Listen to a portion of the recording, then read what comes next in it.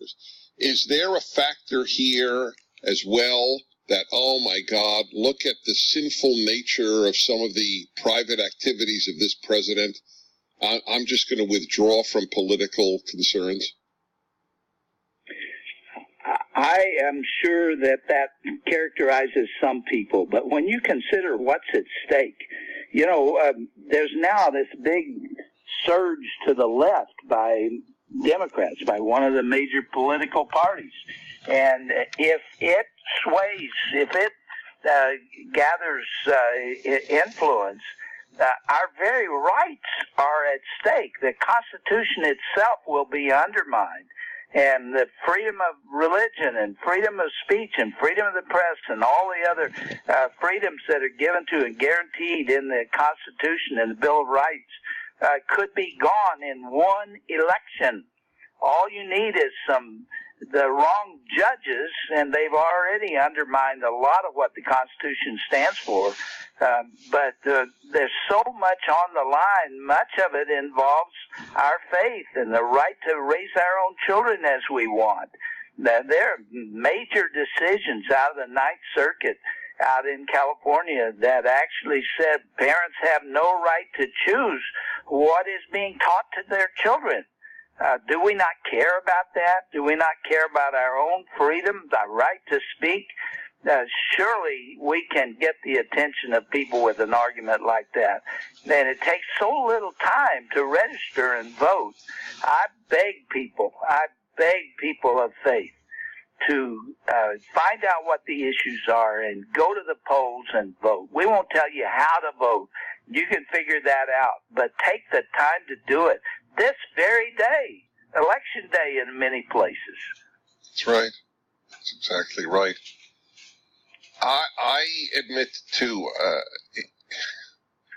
I find it puzzling, but I know that there is a massive effort on the part of the left to convince Christians that it is unholy to support this president. I have read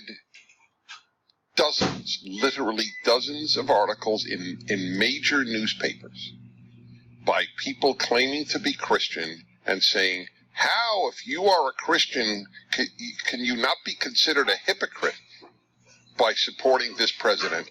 And I just wonder if that has an effect on some Christians in this country. I'm sure it does, but it's been going on election after election. So, none of us is perfect. And we are all flawed vessels, and Donald Trump is. I've had an opportunity to advise him. I serve on a board of advisors for matters of faith. And I've had quite a bit of time in the White House and going to be there again in a couple of weeks. And this man is far from perfect, but I tell you what, he has kept every promise. Yes, exactly. Look, evangelical Christian. It's so clear. So here's the issue. I was waiting for this. I wanted it to be in the words of somebody calling in. So this is perfect, and I'd love you to react. So Dennis in Dallas, Texas. Some Christians don't vote because they think God is in charge. That I have heard. How do you feel about that sentiment as a religious Christian? And do you believe that that is something many feel? Well, the founding fathers said that our rights come from God, and I am absolutely convinced that the Constitution and the things handed down to us by the founding fathers were inspired by God, and He's given us the tools to represent His principles and His values, and we have to choose. Dennis, all right, hold on. Keep that thought. Remember that, because I have no choice. We have to take a break. Back in a moment. All right, everybody, back to Dr. James Dobson and the question of why more Christians will not be voting this November, or indeed today, as he points out. Do you recall what you were saying? Well, I was about to make the point that we have a couple of choices, speaking of presidential elections, and you have to choose the better of two flawed individuals. I would like to remind people who, especially Christians, those who have read the scriptures, and in this reference, the Old Testament, where King David took the wife of Uriah the Hittite and put him on the front lines of battle, got him killed, took her as his own, had a baby which we would consider to be out of wedlock, and yet he went on to be the greatest king of Israel.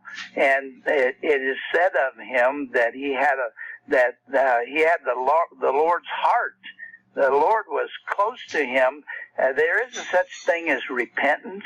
Donald Trump has done some horrible things that we can't reconcile.